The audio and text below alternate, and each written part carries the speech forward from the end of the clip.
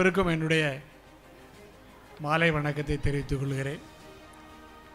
ஆண்டாண்டு காலமாய் திருநெல்வேலிக்கு புகழ் சேர்க்கும் நெல்லையப்பர் காந்திமதி ஆணு திருவிழாவைப் போல நெல்லை பொருணை புத்தக திருவிழா 9வது ஆண்டாக சிறப்புற நடைபெற்று வருகிறது.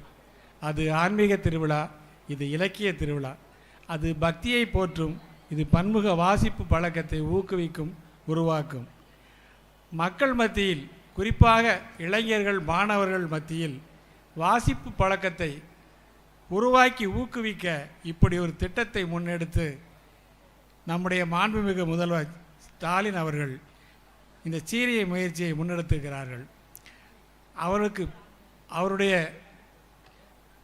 அவருடைய சீரிய முன்னெடுப்பினை நம்முடைய மாவட்ட நிர்வாகம் மிக மிக பொறுப்புடன், மிக மிக ஆர்வத்துடன், பொறுப்புடன் என்று கூட சொல்லக்கூடாது, ஆர்வத்துடன் இங்கே ஏற்று நடத்தி 9வது ஆண்டாக ஏற்று நடத்தி வருகிறது.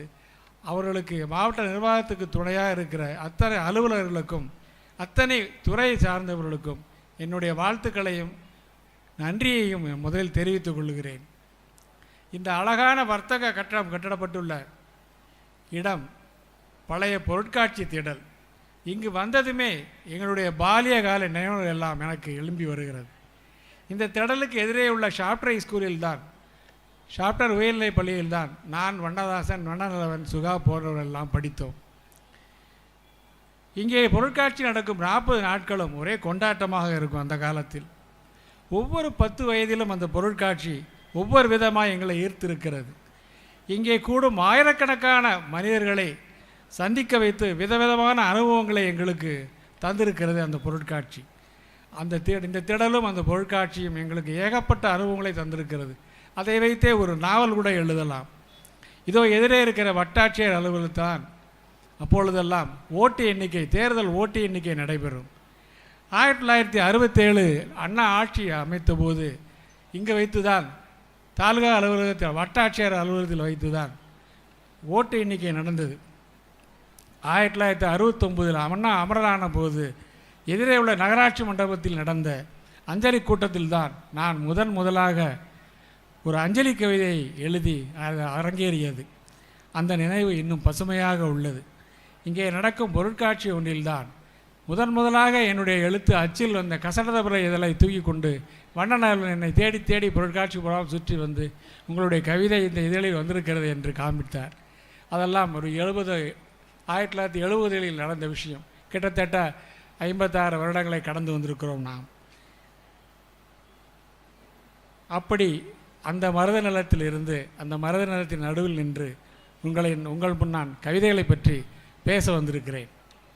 நண்பர்களே, கவிதை என்பது வாழ்வில் ஒளிந்திருக்கும் அழகான நுணுக்கமான விஷயங்களை பூதக்கண்ணாடி கொண்டு உருப்பெருக்கி காட்டுவது போன்றது. ஒரு நல்ல கவிதை வாழ்வின் பல தன்மைகளையும் வாழ்க்கை பற்றிய பல உண்மைகளையும் எளிய வரிகளையும் மனதில் தைக்குமாறு சொல்லும். அது ஒரு நல்ல கவிதை யாதும் ஊரே யாவரையும் கேளு என உலகத்தையும் உறவாக்கும். வாழ்தல் இனிது என்று வாழ்வை உயர்த்தி பிடிக்கும். வெள்ளத்தனைய மலர் நீட்ட மாந்திரதம் உள்ளத்தனையது உயர்வு என்று வள்ளுவரை பேச வைக்கும். தளல் வீரத்தில் குஞ்சென்றும் மூப்பென்றும் உண்டோ என்று பாரதியாரை வியக்க வைக்கும். ஏன் ஒரு நல்ல கவிதை நம் வாழ்க்கையை புரட்டி போட்டுவிடும். நீங்கள் எல்லாம் கேள்விப்பட்டிருப்பீர்கள், கவிஞர் வாலி திரைப்பட வாய்ப்புகள் கிடைக்காமல் பசியோடும் பட்டினியோடும் பிழைக்க வந்த சென்னையை விட்டு பிறந்த ஊருக்கே திரும்பி போய்விடலாம் என்று நினைத்தபோது அவரை அந்த நினைப்பில் இருந்து விலக்கி இப்படி ஒரு பெரிய பாடலாசிரியராக ஆக்க வைத்த கண்ணதாசரின் வரிகள், உனக்கும் கீழே உள்ளவர் கூடி நினைத்து பார்த்து நிம்மதி நாடு என்ற வரிகள் தான். அப்படியான ஒரு கவிதை வந்து நம்ம வாழ்க்கையை புரட்டி போட்டுவிடும். நம்முடைய கல்யாண்ஜி அவர்கள் ஒரு கவிதை எழுதியிருப்பார், இருந்து என்ன ஆக போகிறது, செத்து தொலையலாம், செத்து என்ன ஆக போகிறது, இருந்து தொலையலாம் என்று. இந்த கவிதையும் ஒரு சினிமா இயக்குனரை தற்கொலை முயற்சியில் இருந்து தடுத்து நிறுத்தியது.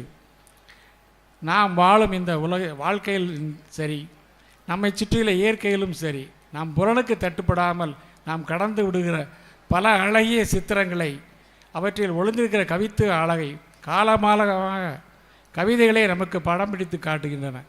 உலக கவிதைகளிலிருந்தும் நம்முடைய சங்க இலக்கியங்களிலிருந்தும் நவீன கவிதைகளிலிருந்தும் ஆயிரக்கணக்கான கவி ஓவிய காட்சிகளை நாம் சாட்சி காட்ட முடியும். நேற்று அருமையாக பேசிய நண்பர் வெயில் அற்புதமான சங்க இலக்கிய காட்சிகளை பற்றி மிக மிக அற்புதமான ஒரு உரையை நிகழ்த்திவிட்டு சென்றிருக்கிறார்கள். அந்த உரையை கேட்ட பின்னே எனக்கு இன்றைக்கு நான் எழுதி வந்திருக்கிற சில விஷயங்களை சொல்வதற்கே கூட எனக்கு அவ்வளவு கூச்சமாக இருந்தது. அவ்வளவு அற்புதமான உரை நேற்று அவர் நிகழ்த்தி சென்றிருக்கிறார். நண்பர்களே, சேர சோழ பாண்டியர்கள் மூவருலா வந்த காலங்களில் முத்துள்ளாயிரம் காட்சிகளை பற்றி முத்துள்ளாயிரம் என்ற ஒரு அருமையான நூல் கூறுகிறது. நமக்கு அள்ளர் பலரத்து அறக்காம்பல் வாய விழ வெள்ளம் தீப்பட்டதோ என வெறி புள்ளிரங்கள் கைச்சிறகால் பார்ப்பொடுக்கும் கவ்வை வடைத்தலோ நச்சிலவேர் கோக்கோதை நாடு என்று முத்தொள்ளாயிரத்திலே ஒரு காட்சி வரும், பாடல், ஒரு கவிதை வரும். ஒரு வயலில் அரக்கு நிற தாமரைகள் பூக்கின்றன, அது நீரில் பிரதிபலிக்கிறது. அந்த பிரதிபலிப்பை கண்டதும் அதில் ஏந்தி கொண்டிருக்கிற அன்னங்கள் தங்களுடைய குஞ்சுகளை சிறகுக்குள் பத்திரப்படுத்துகின்றன. வெள்ளம் தீப்பிடித்து விட்டதோ என்று எண்ணி சிறகுக்குள் தங்கள் குஞ்சுகளை பத்திரப்படுத்துகின்றன என்று ஒரு அருமையான காட்சியை சொல்வார் ஒரு கவிஞர். நண்பர்களே, இப்படி இயற்கையோடு இணைந்த காட்சிகளை கவிஞர்கள் உலகமெங்கும் கொண்டாடி வந்திருக்கின்றனர். கவிதை என்பது ஒரு பறவை போல, அது எல்லா எல்லைகளையும் புறக்கணித்து பறக்கிறது என்பார் எவ்டுஷென்கோ என்ற ரஷ்ய கவிஞர். அப்படி எல்லை தாண்டி வந்தவைதாம் ஹைக்கு கவிதைகள். சில அழகான ஹைக்கு கவிதைகளை நாம் பார்க்கலாம். மண்வெட்டியின் கைப்பிழியில் அமர்ந்து பாடுகிறது ஒரு வானம்பாடி. மண்வெட்டியின் கைப்பிடியில் அமர்ந்து பாடுகிறது ஒரு வானம்பாடி. என்ன ஒரு அழகான கிராமம் என்று ஒரு கொபயாஷி என்ற ஒரு கவிஞர் சொல்லுகிறார். இதில் போகிற போக்கில் கிராமத்தின் அழகான நொடியை படம் பிடித்து விடுகிறார் கவிஞர். வானம்பாடி ஏதாவது ஒரு மரத்தில் அல்லது கட்டிடத்தில் உட்கார்ந்து பாடும் அல்லது இசை எழுப்பும். ஆனால் மண்வெட்டியில் அமர்ந்து வானம்பாடி கூவுகிறது என்பதுதான் சற்று அபூர்வமான காட்சி. அப்படி என்றால் அந்த மண்வெட்டியும் அந்த விவசாயியும் வேலை இல்லாமல் ஓய்வெடுக்கிறார்கள். அந்த ஓய்வெடுக்கிற நேரத்தில் அவர்களுக்கு ஆறுதலாக அந்த வானம்பாடி பாடுவதாக நாம் கொண்டு கூட்டி பொருள் கொள்ளலாம். அப்படி ஒரு அருமையான காட்சி இந்த ஹைக்கு கவிதை இந்த காட்சியை நமக்கு வழங்குகிறது. இன்னொரு பிரபலமான ஜப்பானிய ஹைக்கு, நாற்று நடும் பெண்கள் பாடும் பாட்டில் மட்டும்தான் சேறுபட்டிருக்கவில்லை. நாற்று நடும் பெண்கள் பாடும் பாட்டில் மட்டும்தான் சேறுபட்டிருக்கவில்லை. நன்றாக கவனித்து பார்த்துட்டு நாம் எல்லோரும் பார்த்திருக்கிற காட்சி தான். வயலில் நாற்று நட்டு கொண்டிருக்கிறார்கள் பெண்கள். அவர்களுடைய மேல் கால் எல்லாம் உடை எல்லாமே சகதியாக இருக்கிறது. ஆனால் அவர்கள் தெம்மாங்கு பாடிக்கொண்டே நாற்று நடுகிறார்கள். அந்த பாட்டை அந்த சகதி படிவதே இல்லை. அப்படி ஒரு அழகான காட்சியை கவிஞர் கொனிஷி ரைசார் என்ற கவிஞர் எழுதியிருக்கிறார். இது அவர் 17ஆம் நூற்றாண்டை சேர்ந்த கவிஞர். அப்படி 4 நூற்றாண்டுகள் கடந்தும் பல கண்டங்கள் கடந்தும் அதன் ஈர்ப்பு குறையவில்லை. இதை 1970களில் வெளிவந்த கசடதபுர இலக்கிய இதழில் காராசு இதை மொழிபெயர்த்து போட்டிருந்தார். எனக்கு நினைவுக்கு உட்பட்டு அன்றையிலிருந்து தான் தமிழ் கவிதை பரப்பில் ஹைக்கு கவிதைகள் ஆட்சி செலுத்த ஆரம்பித்தன என்று நினைக்கிறேன். இன்னொரு கவிதை, கோயில் மணியின் நாவில் ஏதோ தூங்கியபடி ஓய்வெடுக்கிறதே. கோவில் மணியின் நாவில் ஏதோ தூங்கியபடி ஓய்வெடுக்கிறதே, ஓ ஒரு பட்டாம்பூச்சி என்று எழுதுகிறார் பூசோன் என்ற ஜப்பானிய கவிஞர். ஒரு கோயில் மணியின் நாவில் ஒரு பட்டாம்பூச்சி ஓய்வெடுத்து கொண்டிருப்பதாக ஒரு காட்சியை படம் எடுத்து சொல்கிறார். கொஞ்சம் யோசித்து பாருங்கள், யாராவது அந்த நாவை அடித்து விட்டால் அதற்கு அந்த பட்டாம்பூச்சி நிலைமை என்னவாக வேண்டும் ஒரு சின்ன ஒரு அதிர்ச்சியை நமக்கு தருகிறார். நான் திருக்குறுங்குடி கோயில் போயிருந்தீங்கன்னா தெரியும். அங்கே ஒரு பெரிய மணி இருக்கிறதுல எனக்கு தெரிஞ்சு கோயில்களில் இருக்கிறதுல பெரிய காண்டாமணி திருக்குறுங்குடி கோயிலில் இருக்கிற மணி தான். அதை கூட இப்போ கெட்டி வச்சுருக்காங்க. நாங்கள் ஒரு தடவை கோயிலுக்கு போயிருக்கும்போது அது நாவில் ஒரு பள்ளி ஒட்டிக்கிட்டு இருந்தது. எனக்கு உடனே 300 வருஷம் கழித்து இந்த கவிதை இந்த கவிதை எனக்கு ஞாபகம் சுரீர்னு. அப்போ தான் எனக்கு ஆச்சரியமாக இருந்தது. இது ஒரு 300 நூற்றாண்டுகளுக்கு முன்னால் ஜப்பானில் ஒருத்த வண்ணாத்தி பூச்சியை வச்சு எழுதியிருக்கிறாரே அப்படின்னு ரொம்ப ஆச்சரியமாக இருந்தது. இப்படி இந்த ஜப்பானிய கவிஞர் இந்த கொனிஷி ரைசாங்கிறவர் பாசோங்கிற ஒரு ஜப்பானிய கவிஞருடைய சீடர் அவர். பாசோ தான் ஹைக்கூ கவிதைகள் தந்தை என்று போற்றப்படுகிறவர். அவருடைய ஒரு கவிதை வந்து, இந்த வடிவான பாத்திரத்தில் அந்த அழகான மலர்களை அடுக்குவோம், வீட்டில் அரிசி தான் இல்லையே. இந்த வடிவான பாத்திரத்தில் அந்த அழகான மலர்களை அடுக்குவோம், வீட்டில் அரிசி தான் இல்லையேன். வீட்டில் அரிசி இல்லையே வருத்தப்பட்டுக்கிட்டு இருக்கோன்னா, அந்த அழகான பூர்களை அதை எடுத்து அடுக்கினாலே நம்ம பசி போயிடும் அப்படிங்கிற மாதிரியான ஒரு, ஆனால் சொல்லாமல் சொல்கிற விஷயங்கள் தான் அந்த ஹைக்கூவோட இது வந்து. இன்னொரு கவிதையை வந்து, ஏழையின் குடிசையிலிருந்து பறக்கும் பட்டம் எவ்வளவு உயர பறக்கிறது பார், ஏழையின் குடிசையிலிருந்து பறக்கும் பட்டம் எவ்வளவு உயரம் பறக்கிறது பார் என்று ஒருத்தர் எழுதுகிறார். ஏழையின் குடிசையிலிருந்து பறந்தால் என்ன, பட்டம் எந்த உயரம் போகாமலாம் இருக்க போகிறது. அது ஏழை என்றால் என்ன, பணக்காரன் என்றால் என்ன, பட்டம் விட விட அது தானாக காற்றுதை மேலே தூக்கி கொண்டே போகும். பட்டம் என்றதும் ஒரு தமிழ் கவிதை எனக்கு நினைவுக்கு வருகிறது. சிறை கைதியின் உயர ஜன்னலை கடந்து போகிறது ஒரு பலூன் என்று ஒரு சின்ன கவிதை வந்து, சிறை கைதியின் உயர ஜன்னலை கடந்து போகிறது ஒரு பலூன் என்று ஒரு துயர காட்சியை வடிக்கிறார் ஒரு தமிழ் கவிஞர். பலூனின் சுதந்திரத்தை 2க்கு 2 அடி ஜன்னலில் இருந்து பார்க்குற ஒரு கைதியின் மனநிலைமை எப்படி இருக்கும் என்றெல்லாம் யோசிக்க வைக்கிறது இந்த 2 வரி கவிதை. இதே போல் இன்னொரு கவிதை வந்து, பலூனை காற்றில் தவற விட்டு வீடு திரும்பும் சிறுவனுக்கு ஆறுதலாய் ஒரு சிறகு உதிர்த்து போகிறது ஏதோ ஒரு பறவை. பையன் பலூனை காற்றுல பறக்க விட்டுட்டான், கையை விட்டு தவறி விட்டுட்டான். ஆனால் அவன் திரும்பி வந்துக்கிட்டு இருக்கான். ஏதோ ஒரு பறவை வந்து அவனுக்காக வேண்டிய ஒரு சிறகை ஒதுக்கிறதா, அவனுக்கு ஒரு ஆறுதலாக ஒரு சிறகை ஒதுக்கிறதா ஒரு கவிஞர் கவிதை எழுதியிருக்கிறார் தமிழில். இதே மாதிரி வந்து ஒரு கவிதை வந்து ஜப்பானிய கவிதை தான். மீண்டும் வந்து, ஊசித்தட்டான் பிடிக்கும் சிறுவனே இன்று வீட்டை மறந்து நெடுந்தொலைவு சென்று விட்டாயோ என்று சியோஜோ என்ற ஒரு ஜப்பானிய பெண் கவிஞர் பாடுகிறார்.